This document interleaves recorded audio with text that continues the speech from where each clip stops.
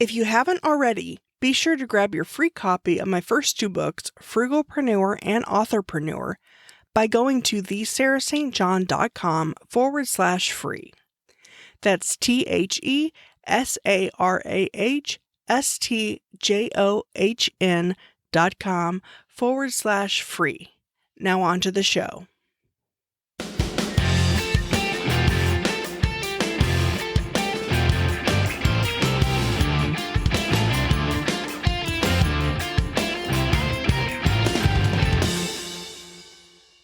Welcome to the Frugalpreneur podcast. I'm your host, Sarah St. John, and my guest today is the host of the popular podcast, the Solopreneur Hour, and I'm so excited to have him on. I'm a listener of his show, and I think that this episode will be amazeballs for your earballs. For people who are not familiar with your show, that is an expression. Well, the earballs is an expression you like to use in your show, and I think that's pretty funny. A lot of your guests, they seem kind of confused, like, what is that? That's true. You know, you haven't actually introduced me yet. So I wasn't sure if I was supposed to talk. Oh, whoops. I got carried away. I'm so sorry. I'm the voice of God, ladies and gentlemen. I have actually never made that mistake before. I just got carried away. Okay, this is Michael O'Neill with the Solopreneur Hour podcast. Hi there. How are you? For the listeners who aren't familiar with you, can you give us a little background, your story on how you got into podcasting? I launched in 2013. And weirdly, and I think because of the pandemic, I didn't even notice that I had crossed 10 million downloads. It went unnoticed by me because I just looked and it's 10,030,000 something or another in my stats today. And I said, holy crap, this was probably a big milestone because it was, you know, you don't get to pass a million very often. So that was 7 years ago now. And the super long story, short, and it takes 22 minutes to do the story, so I won't do it now, is that I was doing production for another show, and they were climbing Mount Kilimanjaro, and we needed a show, and the show must go on because I've been in showbiz for a long time. And so I jumped on and did a little 45-minute episode on how to use social media to grow your solopreneur business. And I did that February 14th, 2013. And then a bunch of people wrote and said, you should do that. That should be a thing you do. And then I had this great conversation with Pat Flynn, who is another online entrepreneur dude who runs a great website called Smart Passive Income. And we had lunch in San Diego. And he and I sat for a couple hours and we talked about life and we talked about cars and we talked about fashion and we talked about girls and we talked about everything except smart passive income, which is the thing that he always talks about all the time whenever he's being interviewed or whatever. And he stopped in the doorway and he said, dude, thank you. I never get to do that. And I thought, what an interesting idea for a show. What if I brought people on and sort of talked around the thing that they're so good at?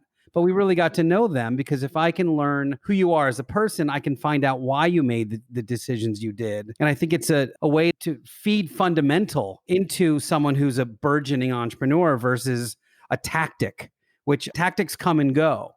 Timing of tactics come and go. You know, what worked on Instagram a year ago doesn't work now, and YouTube and Facebook and name the platform. But if I can teach you the fundamental on why someone made the decision that they did and why they trained themselves in a certain way, well, then you get a lot more out of it, and it's got a lot more longevity to it. Yeah. And one thing I've noticed about your podcast, there's two things that you do differently than anyone else that I know of, is that you don't use software to record. And I don't think you edit your podcast. It's just a straight take and that's what you put up. Is that correct? Yeah, yes, on both counts. The first one is because I shouldn't say I came from broadcasting, but my mom was in radio. I grew up around Howard Stern and all the morning radio guys and, you know, Johnny Carson and then Jay Leno. The other thing is I don't batch shows. And I often, when I record, I put it out that day or the next day. So it's very topical as well. And I do that because that's how the pros do it. They record to hardware. I co-hosted a show with an NFL player called Hines Ward, who played for the Pittsburgh Steelers. And we got to go to the Super Bowl. And they have a thing called Radio Row, which is like all the radio stations from all over the world that are covering the Super Bowl pile into a ballroom. And then they set up little mini radio stations at these folding tables. And then, all the celebrities and athletes bounce from table to table to table for 2 days. And they do these quick little 10-minute, 15-minute interviews. But if you're getting like, Jerry Rice and Cuba Gooding Jr. and blah, blah, blah, you don't have time to muck with a piece of software crashing or some sort of weird failure or a glitch like you and I just went through. Like, well, I say you and I, but it was really me trying to get my USB to interface with this computer. That doesn't happen with hardware. If I'm plugged in via analog into my headphone port and then via my microphone port, there's almost nothing that can fail. You know what I mean? In fact, the thing that caused me the delay to record today was an HDMI cable on my other machine. So it's very rare that hardware fails. And then with that in mind, I walked into this Super Bowl thing with a very open mind. And I said, all right, what are the pros using? And almost to a station out of 250, probably 97% were using microphones plugged into a mixer, plugged into a recorder. And almost nobody was using software recording. So software recording really came from the podcast world and a little bit in the pro audio world. But like you ask any sound guy that works at a live show, like Foo Fighters aren't using, software to do their show. They're plugged in with microphones into things that work over and over and over again. So that's that part. The second part is the editing. I feel so strongly that as a podcast host, we should be good at our jobs, that I consider the show being live to tape. So it's like almost like I'm doing it live in the 60s as a television show. I should be good enough to not only keep the conversation going, but to work without a net, meaning you're working without editing, means that you've got to be a better host than the other person. So you've got to learn to ask better questions. You've got to make it entertaining. You've got to have done a little bit of research. You've got to introduce your guest well. You've got to plug them over and over and over instead of waiting till the end of the show. Like there's things to do as a professional host that most people that are like in the marketing podcast world don't know. They either don't know how or they haven't even bothered because their favorite podcaster has made so much money. But the reality is their favorite podcaster is not really a very good podcaster. So I try to be good at the job. In fact, it's funny you say this. I did an interview yesterday. Not only did it go kind of long, which I'm usually okay with, there was a part like the last 5-10 minutes of the show where like I got into this weird, almost contentious coaching session with this client who really needs it, but is really resistant to coaching. And I debated keeping it in, but I said, you know what? I haven't edited yet. And it's been 814 shows, so I might as well keep going. So it's in. I look forward to hearing that episode. When will that go live? I went live this morning. Oh, yeah. Okay. It's episode Well, 814 with Jay Ryan. Okay. I'll have to check that out tomorrow then. Yeah. Curious about your feedback from it. Okay, cool. Yeah, I'll definitely give you feedback. So before we started recording, we were talking a little bit and you were getting into, well, because we're recording via Squadcast, which has video, and you had turned off the video component and said that it's actually better to record just audibly. And that was different than anything I had ever heard before, because I had always assumed or heard that when you can see the other person, you can kind of take cues, physical cues, from them nodding their head or knowing when they might cut off or end their sentence to where you can get in and whatnot. But you were talking about how it's actually better to do it the other way around. And I was wondering if you could go over that for the audience. Before I do, I'm curious about when I explained why, did it make sense to you? Yes, it did make sense.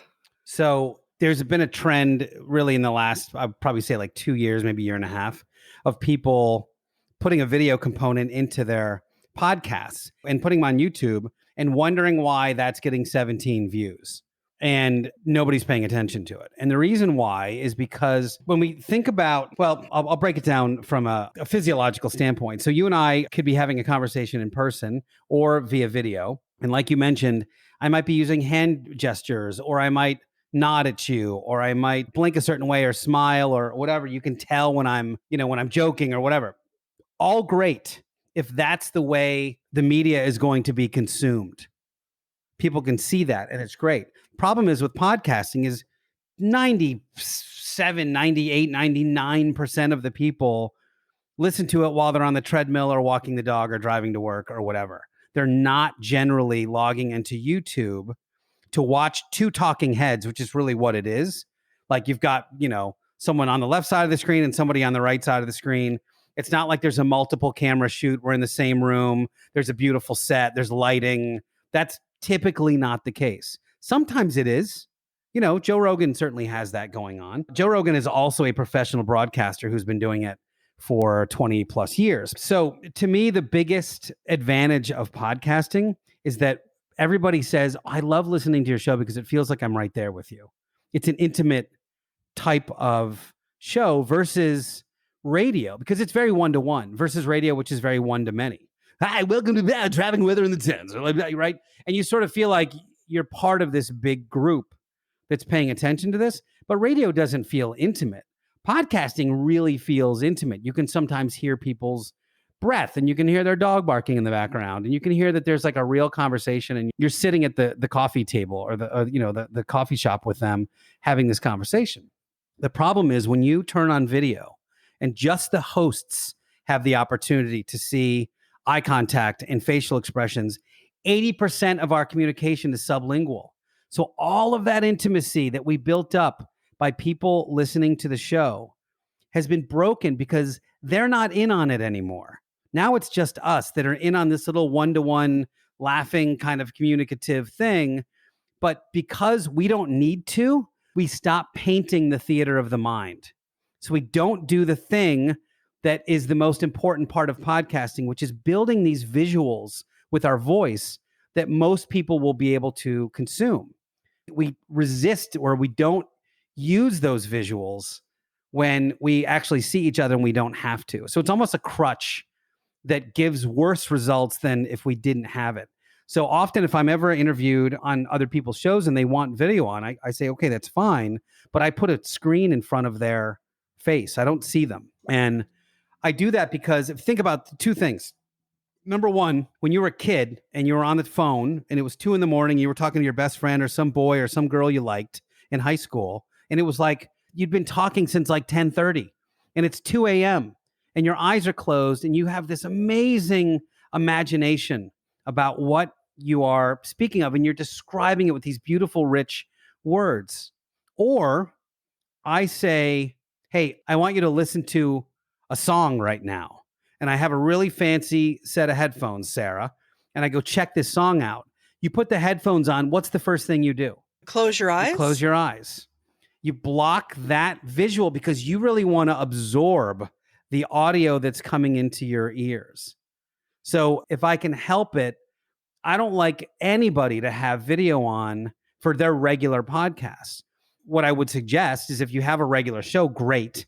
But then on occasion, if you have people in studio and you do have a beautiful setup, well, have that be like a separate thing. Like have that be your YouTube show. And if you want, you can extract the audio for podcasting. But even then, I don't think it has the same impact. That's really interesting. That does make sense. And you see a lot of people who are doing video podcasts. Well, that's not really a thing. They're recording in video and putting that up on YouTube, like you said, and then stripping the audio, of course, for the podcast episode. So I guess that's not something that you would recommend then. You would recommend doing those two separate things. Yeah, and I wouldn't even recommend doing the video thing, if ever, for a few months.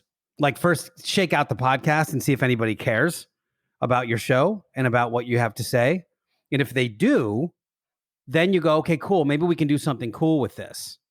Like a good example is one of my little side podcasts is called Beginner Audiophile. It's all about high-end audio and like what it's like to really experience music again, because a lot of people that are younger have never heard their own music. And what I mean by that is if you grew up around like MP3s and streaming via Bluetooth, you've literally never heard your favorite band before. That's not hyperbole. That is completely true, because if you went to somebody that had a fancy stereo at their house with 2 speakers and a nice setup, and they played your favorite music in high resolution, you wouldn't recognize it. It would all of a sudden be expansive in 3D, and you could place the instruments in different places. And it's very different what was actually recorded versus what most people listen to. So I set up this podcast for it because it's fun and I like gear. And I knew if I reviewed a bunch of gear, I could get a bunch of cool free stuff, which I have. Well, that show gets between, I don't know, 5,000 and 7,000 downloads per episode. It's a very nice, targeted niche kind of show. But I would never dream of doing a video podcast of that show. What I would dream of doing is taking that audience, porting them over to YouTube for an unboxing video or a review of a particular piece of gear where I could just like have that one piece of gear. So I would be using each platform the way it's meant. You know what I mean? I want each one to be its own entity instead of one or the other. But I would wait a few months before I launch the YouTube for sure. Okay, those are good points. So yeah, basically record for the platform that it's intended for. Yeah. Okay. Because everyone these days is like, oh, video is king and you got to do video. But I guess only if that's its main or it's only what it's going to be used for. Well, how many video podcasts do you consume? None. Like, do you go to YouTube to listen to podcasts? No, I mean, I go to YouTube to watch videos, like you said, as far as, like screen share type of stuff where they're teaching you something or. Yeah, right. If there's slides or something like that. But everyone who's thinking about starting a podcast out there, think about how many podcasts you consume on YouTube. Just that's all. And if it's equal, then you should totally do it. It sounds great. If you're like, actually, I never pay any attention to podcasts on YouTube, then there's your answer. And you had mentioned that audiophile show. What other shows have you produced? Hundreds, because my little side, the way I make a lot of money is to help people launch world-class podcasts. So a lot. But on my own, I've done the Solopreneur Hour, and of course available anywhere you listen to podcasts. Beginner Audiophile. I was the co-host of the Heinz Ward Show for a year in 2016, and that was really cool. I'm a huge Steelers fan, so to be able to do a show with a retired Hall of Fame Steeler was really fun.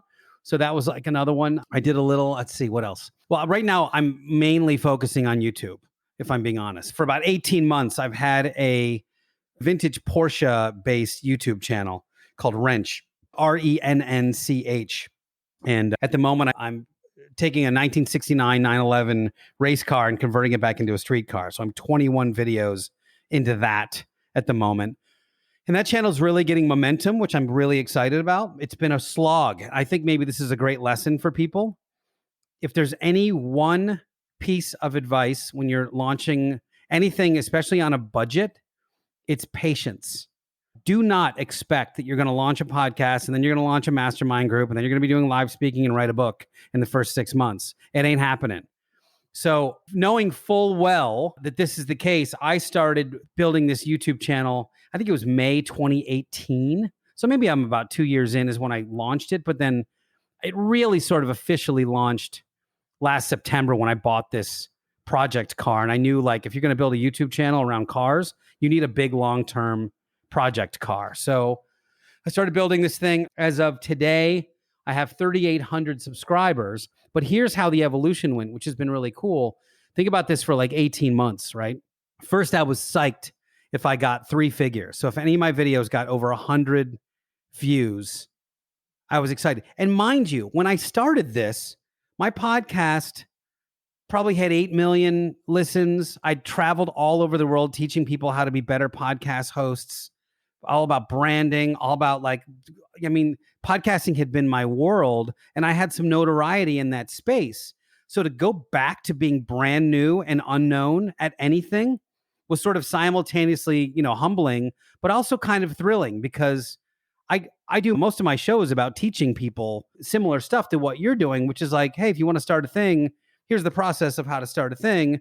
And not everybody has a bunch of money to throw at it. So you pick yourself up by your bootstraps and plug away. So for me to get like 100 viewers on a video was like a thrill. That was awesome. I'm like, cool, it's 100 people.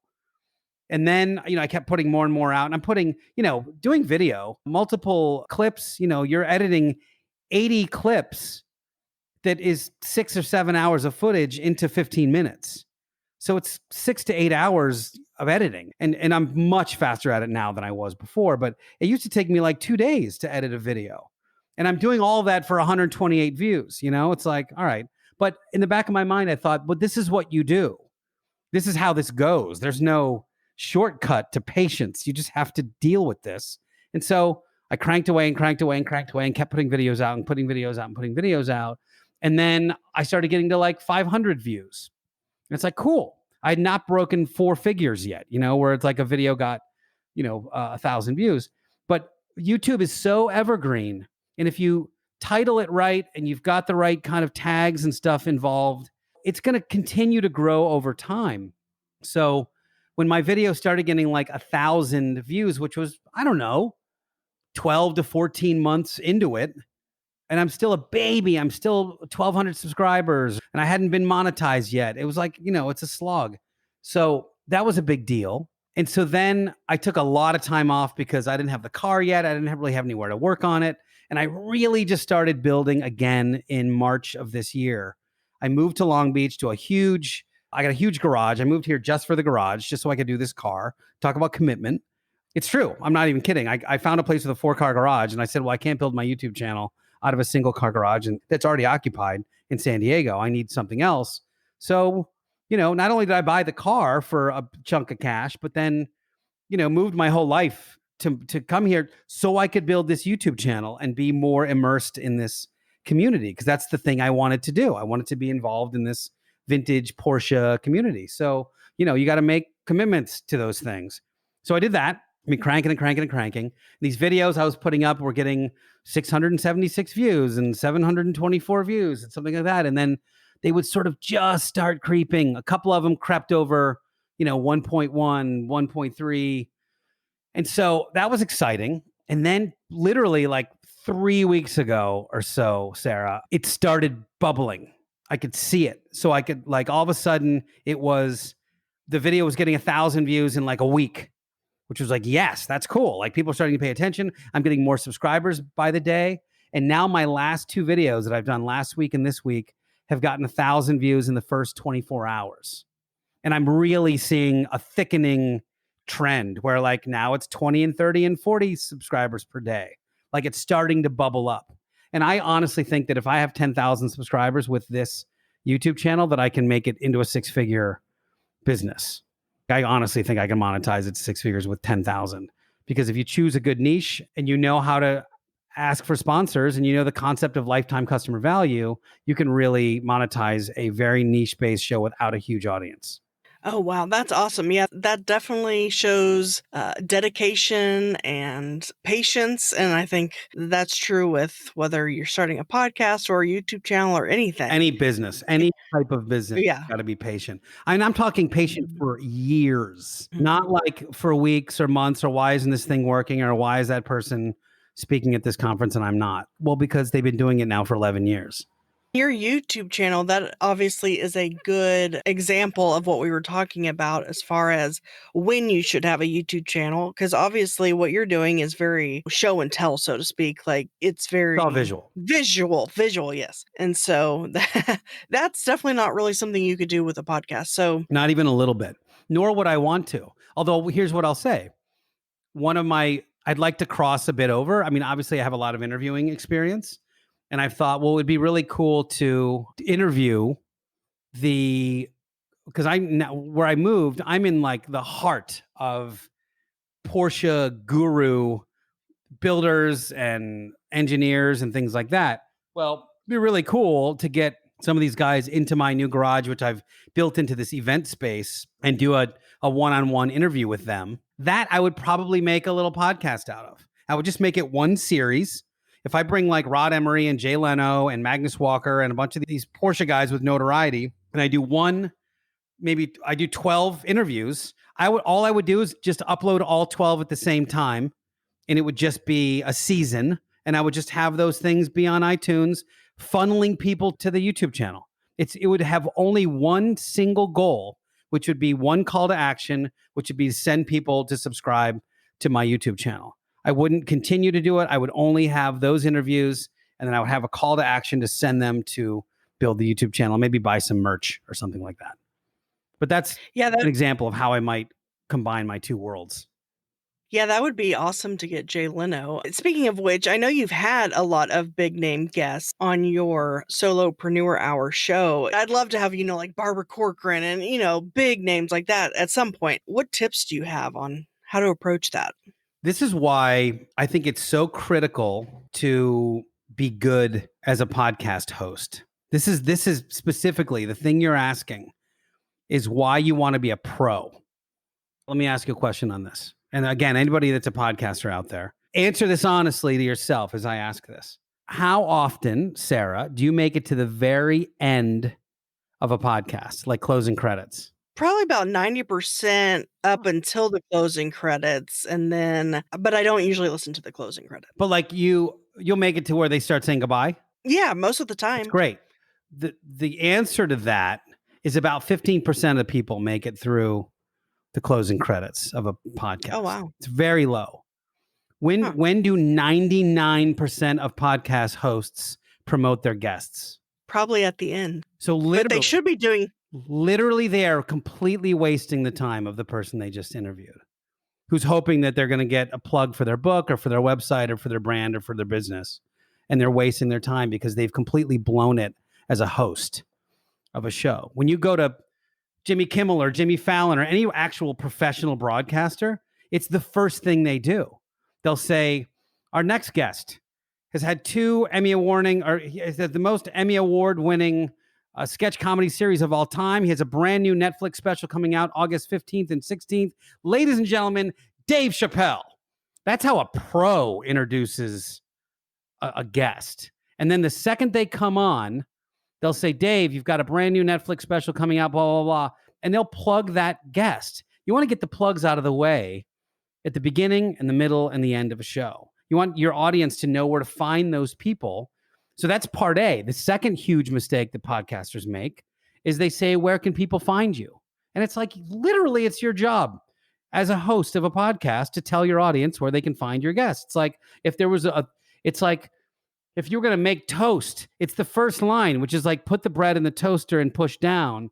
It's to tell your audience where they can find your guest. But because people grow up, I'm making air quotes. See, if I was on video, I would just do the air quotes and the audience wouldn't have known I did that. They've grown up around crappy marketing podcasters, not knowing anything about the history of broadcasting or how to actually be a host of a show. So they say, well, where can people find you? And it's like, dude, it's you specifically, your job. So here's the answer to your question. When you want to get a Barbara Corcoran on, she's used to dealing with professional broadcasters. So if you want to not only get access to her, maybe the first guest is the hard one. And the first guest, the easiest way to get to those guests is to go to events that they're speaking at and buy a VIP pass. True story. Because then you're in a little venue with them and you strike up a conversation with them while sharing a whiskey. You say, hey, Barbara, I would love to have you on my show. You're really inspirational, blah, blah, blah. Well, here's what happens. She goes, yes, because she likes you. And then she comes on your show and you don't know how to introduce her. You don't know how to plug her. You wait till the very end of the show. You don't ask insightful questions because you've researched. And she's like, what a colossal waste of time I just spent with this nice person who I like, but there's no way that I'm going to recommend my friends come on their show. However, if they come on your show, if they can't tell the difference between being on your show and being on CNBC, which they were on the day before, because you plug them and you ask insightful questions and it's interesting and they talk about stuff they don't always have to talk about, then when you hit stop on that recording, you go, hey, that was great. They go, man, that was really amazing. That was like the best podcast interview I've done. Then you can say, you know what? I thought so too. I would love, like, who else do you know that would be a great fit for the show? And they go, oh, you got to talk to blah, blah, blah. Because guess what? Ballers know ballers. So when they're on your show and they have a great time, they will recommend you to their friends because most podcasts are crap. So that's the real answer with not only how to get good guests, but then how to continue to have good guests. Be known as the best interviewer. Yeah, that's a good point. What I'd like to have her specifically on for is because she has that book called Shark Tales, and it's basically about how she started a billion-dollar business with only $1,000. And this podcast is about building a business with like $100. And so I thought that that would be a good parallel or something to have her on and talk about how she started with $1,000 and then now she's worth over $1 billion or maybe more now. But There's never been a better time than now to start a business. There's never been an easier time. I'll put it that way. We have so much free stuff. You want to learn how to do something, you go to YouTube and you learn it, whether it's a trade or a tech or a piece of software or whatever. You've got to choose what to be involved in. But my methodology on that is, what industry do I want to be? Like, what do I like? What's the thing I like in my life? And I had built this vintage Porsche 15 years ago. And, I go to these events in Southern California. I really love those events. I think it's really cool to be able to look at these cars and see these people that have built these amazing pieces of art. And I also love to drive them. And I love the passion behind it. I love the brand. There's so much about this brand that I dig. I was like, I really want to be around that more. How do I do that? So then I created my wrench brand, and then I created the vehicle to promote the wrench brand. Wrench is ultimately going to be a retail store where I have an actual place, but I can't do that until I prove the concept. I can't prove the concept until I build the channel. Can't build the channel until I get the car done and built and establish authority in the space. And I'm seeing it happen, but it's super slow. But the bottom line is, I wanted to be around that world. So I went to where that world was. Matt Damon, Will Hunting could have been a janitor at any school in the world, but he was a janitor at MIT. So where do you want to be? Like, what's the thing you want to be around? And then start creating and learning about businesses that are congruent and adjacent to that type of business or that type of industry or that hobby that you're in. Yeah, that's a good point as well. Surrounding yourself with the people that you want to become or be like. Yeah, I mean, honestly, that's, it's cliche that you're the sum of the 5 people you spend the most time with, but it's very true. And I also love the addendum to that, which is, and you are one of the 5. Our internal dialogue, that imposter syndrome that happens all the time with all of us. We have this crazy internal dialogue that's constantly tearing ourselves down. And we've got to fix that voice. But also, who else are you around? One of my favorite pieces of advice is, stop taking advice from broke, unhappy people. And people do it all the time. And by the way, a lot of them are their family members. At some point, you got to say, F this, and I really want to do this thing, and I'm just going to go do this thing. Just because you have done this, mom or dad or brother, doesn't mean I have to do this. I don't have to live like this.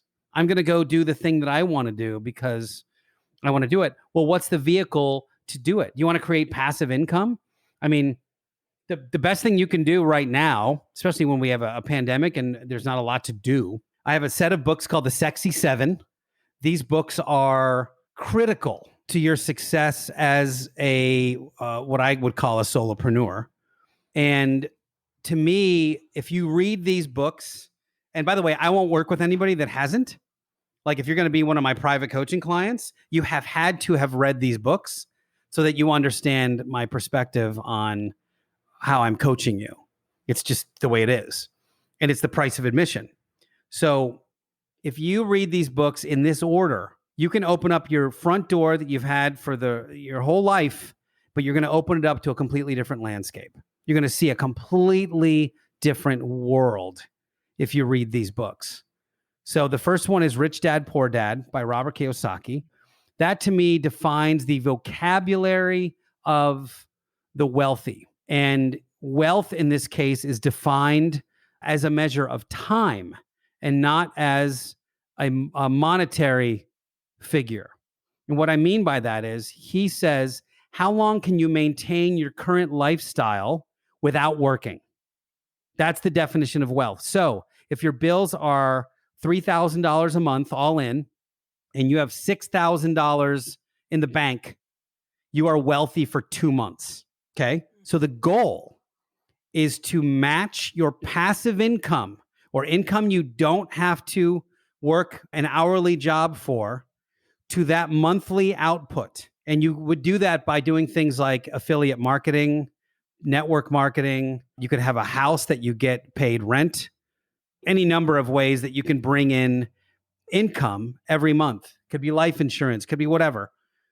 And as those things come in, if that number of passive income matches the number that you are putting out every month, if that's all it's doing, you are wealthy.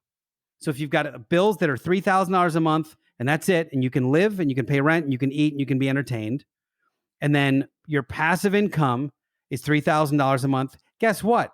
You're wealthy. That's what that looks like. You start making more money on top of that. Well, that's how you become rich. And that's different. But Rich Dad Poor Dad defines what I consider the vocabulary of wealth.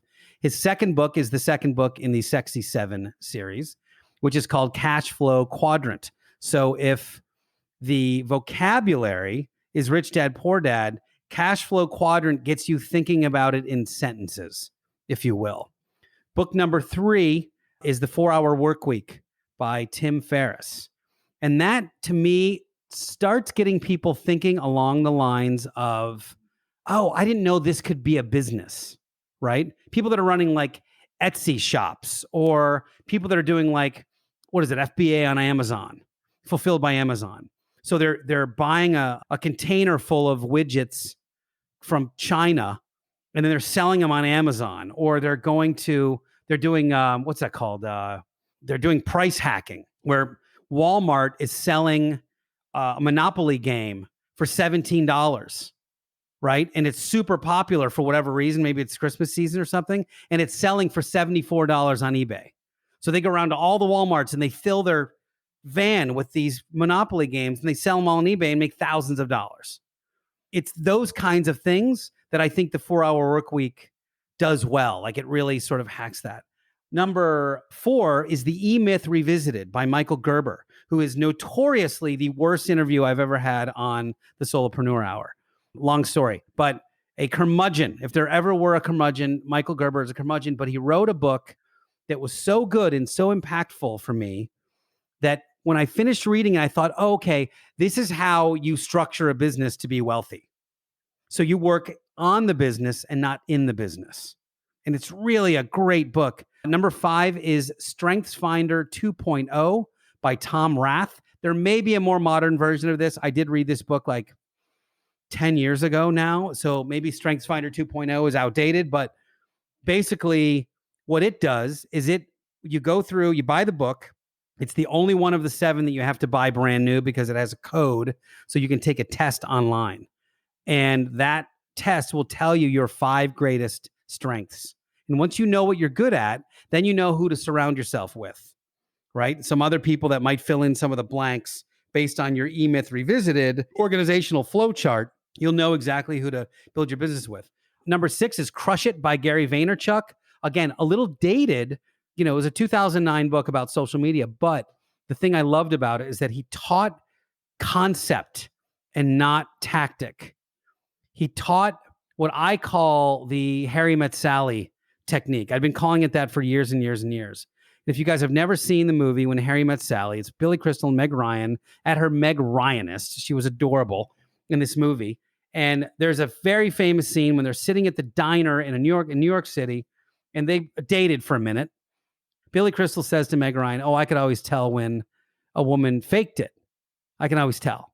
And then she gives the performance of a lifetime in the middle of this diner. Yes, yes, yes. Just slamming the table. And of course, the whole diner stops and they're looking at this woman having this really amazing experience. And do you remember, Sarah, the next thing that happened in that scene? I don't want to put you on the spot if you've never seen it. I have seen it a few times. It's been a while. So yes. They get quiet, and then the waitress says to the woman, and then what does the woman say to the waitress? The woman says, I'll have what she's having. That's exactly right. So if you build all of your social media around this, I used to teach this, by the way, when I would speak on stage with this concept, I would start my session with that diner scene and talk about a pattern interrupt in the middle of like an insurance company. It was great. It was great. But I'll have what she's having. What that means is, instead of telling people how great you are, how great your show is, how great your product is, you show people how great your life is while you're using that product. The people that are out in like the MLM world, they're like, yeah, but this has like, unicorn poop and it's so good and it developed in this Mars laboratory and like all this stuff that the people are really excited about. And by the way, I love that industry. I'm not knocking network marketing, but if you go to enough of those conventions, they all have a guy. Their guy has the one unique way to do the thing, and they all have it's all right, okay, dude, whatever. But stop talking about the thing.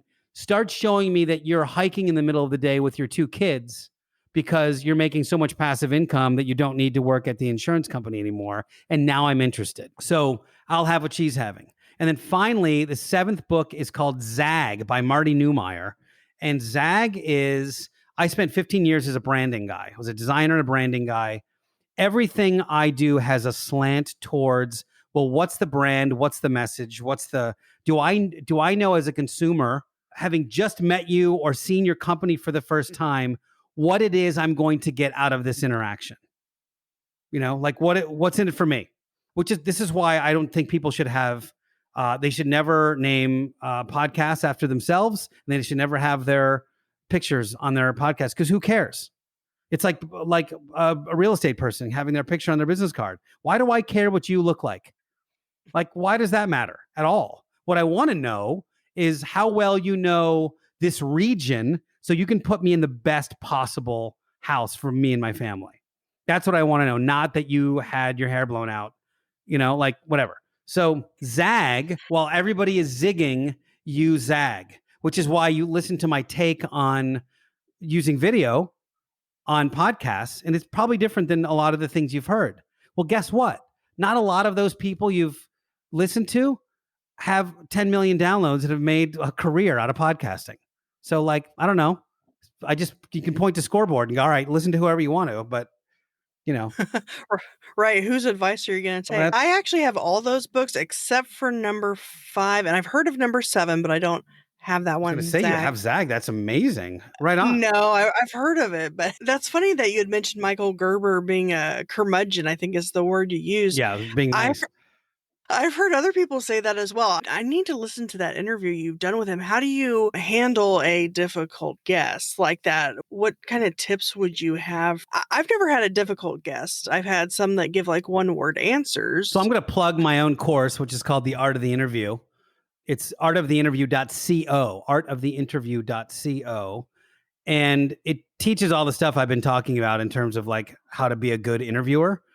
But in that course, one of the things I did was this Mystery Science Theater 3000, where I took my interview with Michael Gerber and I did like a director's cut overdub.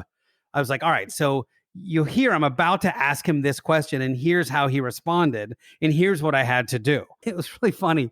It was a thrill for me to get him on the show. He was one of the only Sexy 7 authors that I've gotten, I haven't tried that hard. But I was really excited because of all the books I just said, his was probably the most impactful for me, just how to structure this whole thing. So I'm stoked to get him on the show. And I'm really at this point, I was a little bit of big fish on campus because it wasn't like it is now. This was probably like 2014. So show was doing really well. It was always top 20 in management and marketing, business podcasts. It was sort of what I would consider the heyday of like entrepreneurial podcasts. I think if you launch an entrepreneurial show now, you're ambitious. I'll put it that way. So I always start my shows with a non sequitur on purpose. I always start by asking a guest something that I've just learned about them because I want them talking in stories. And I also don't want them to regurgitate the same thing that they say on everybody else's show. Here's what I knew about Michael Gerber. He'd been traveling as a real best-selling author, not like an Amazon one, but an actual New York Times best-selling author for 30 years. This guy's had one of the perennial game-changing business books in history. And I was so excited to interview him. So I gotta say, Michael, so great to have you here. I said, I think I led with something along the lines of, so you've now traveled for 30 years. You've been all over the world multiple times. I said, if I could right now could put you on a plane and you could travel anywhere you wanted to get the best meal you've had in those last 30 years, where would you go and what would you have? It's a great question. It's a great question. I stand by that question as a great question. Big pause, pregnant pause. I like my wife's cooking. Nothing else. And I go, yeah, okay. But like if you had to, and I reframe it, if you had to, okay. And then he says, we have a garden in the backyard. And I'm like, okay. So mentally, brick wall, bang, like brick walled on that. Okay. So I don't always do like a bunch of questions for guests because I do like it to be organic and I do like to move around. I had a number of questions for Michael because there was some stuff that I really wanted to, really wanted to learn. I really wanted the audience to hear. 15 minutes.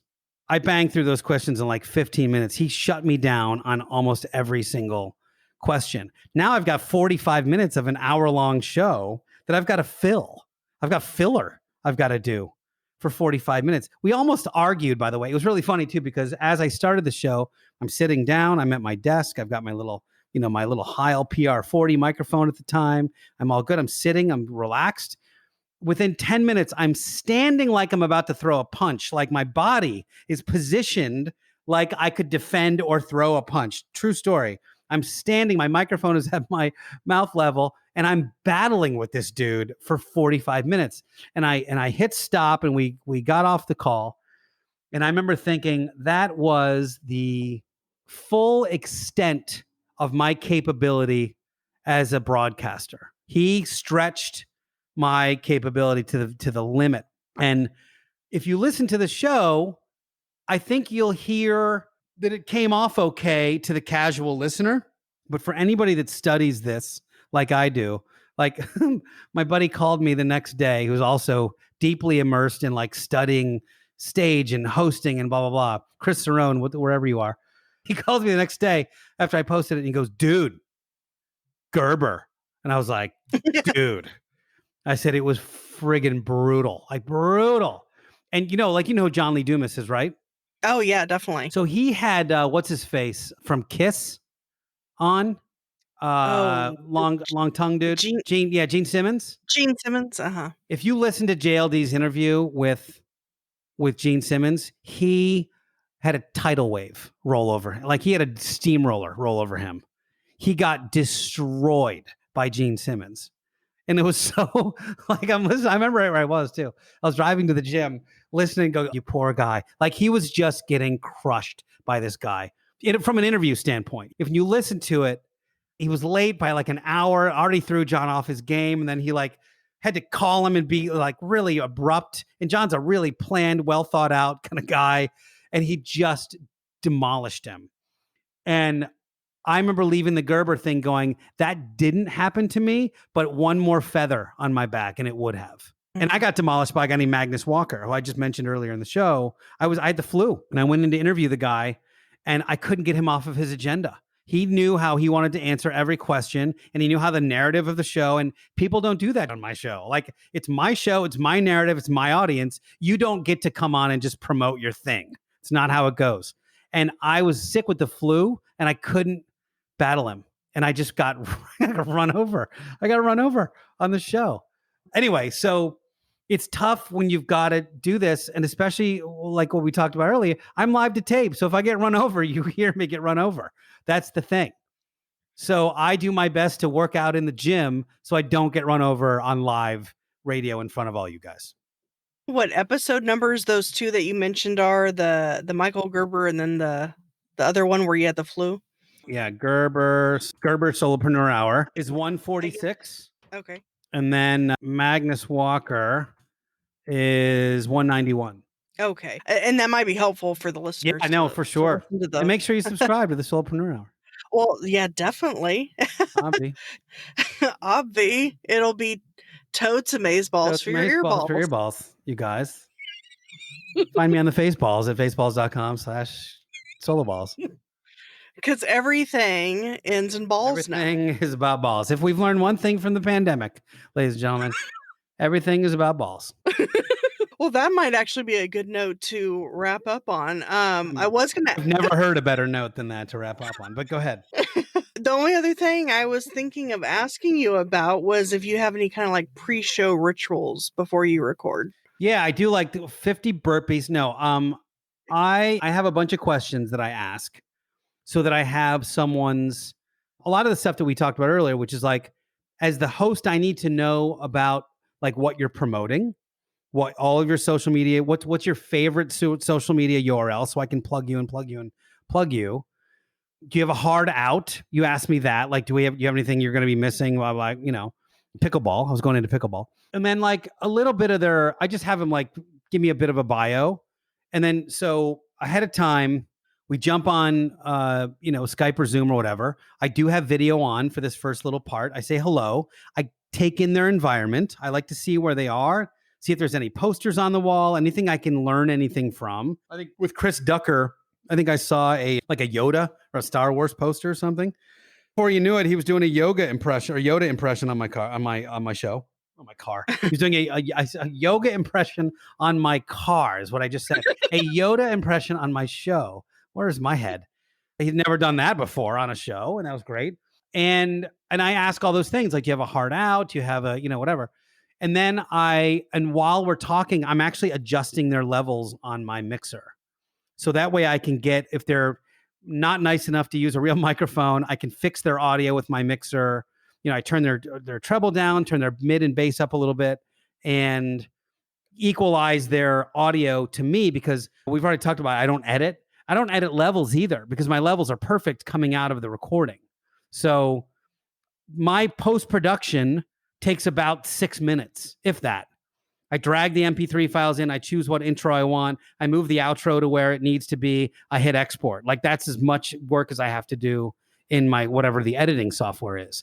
And I listen to these people talking like, "Oh yeah, but it takes me like 4 hours to edit." So I'm like, what are you editing?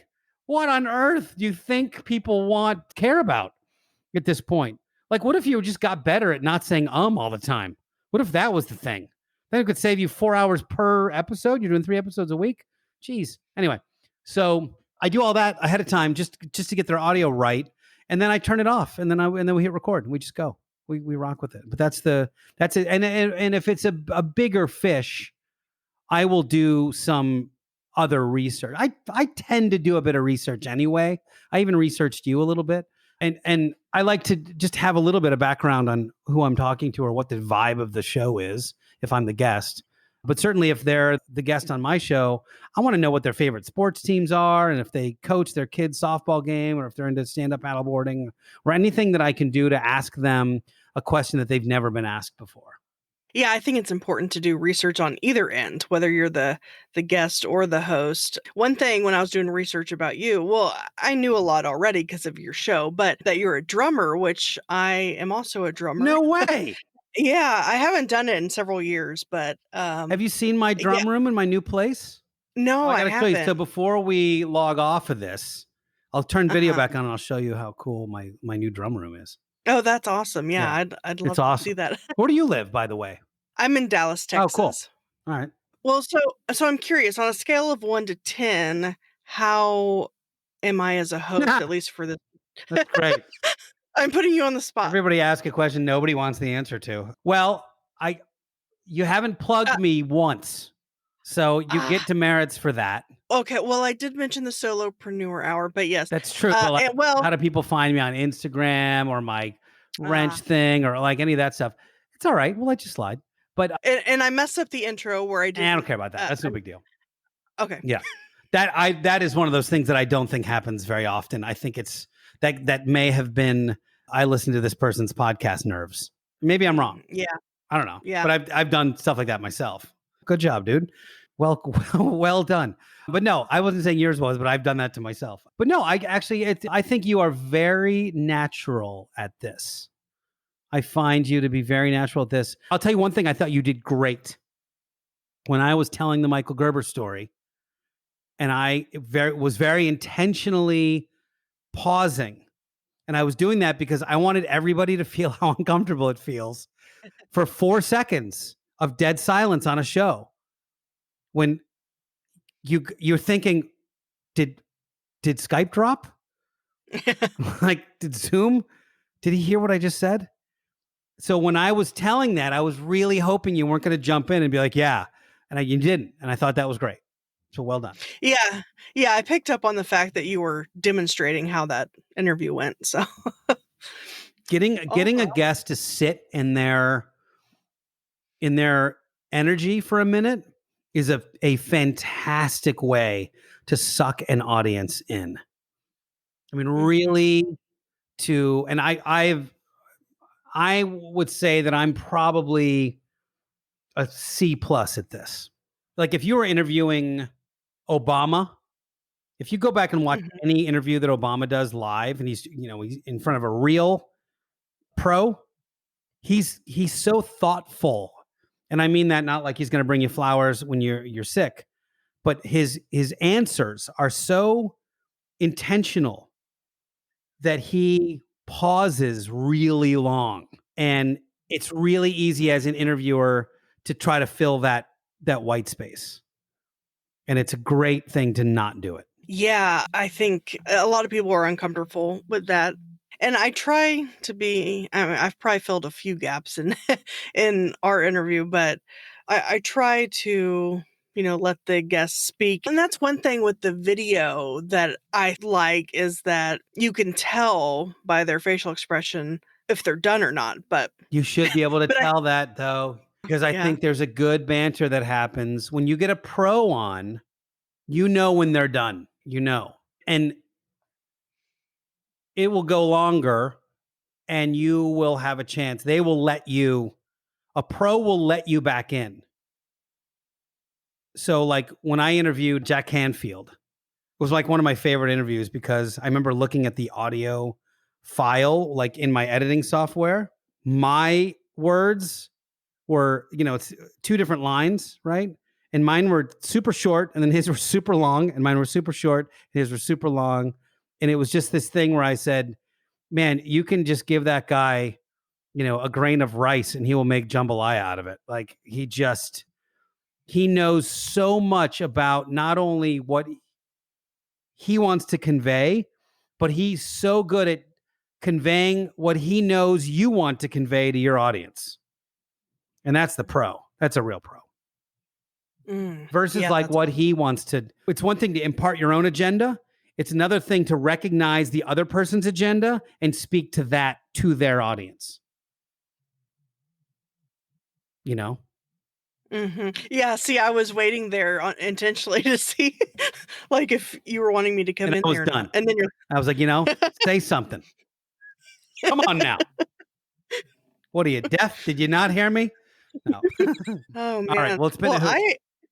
I appreciate your time. It's been over an hour, which actually this is probably the longest interview I've ever done, so If I had a nickel, I mean, I am not kidding. Almost every interview I do is the longest interview anybody's ever done. I've never been accused of Oh, brevity. well, I appreciate it, though. I appreciate all the examples that you've given and advice and I'm just happy to be able to tips. turn my fans back on. Oh, that's right, I forgot about that. Yeah, but I think I've lost 17 pounds since we've been doing this, so that's been great. So people can find you at Yeah, solohour.com. for the 9 people that are still left, thank you.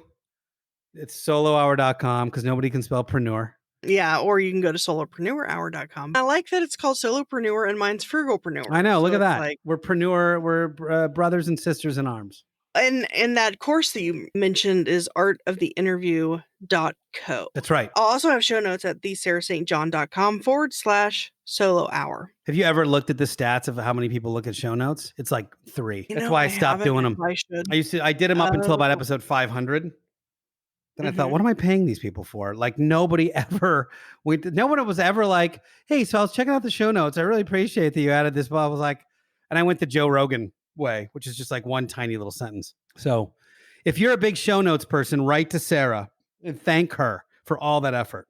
Well, and my show notes aren't very extensive. They're more like a summary. I mean, if we talked about certain resources or like, for example, the course that you mentioned, I'll link to that, things like that, include some pictures and a bio and whatever, but I don't like do all the timestamp Yeah, stuff. it's a whole thing that nobody cares about. I feel like I've learned a lot. It's almost been like a private coaching You all session should in a just way. get the artoftheinterview.co and just get the course, and then you'll be good at podcasting, everybody. That's That's right. the deal. All right. Well, you have a good night and turn those fans on and play some pickleball. All right. Thanks, everybody. Thanks, Sarah. If you enjoyed and found value from this episode, I'd greatly appreciate it if you rate, review, subscribe, and share at ratethispodcast.com/frugalpreneur. Until next time.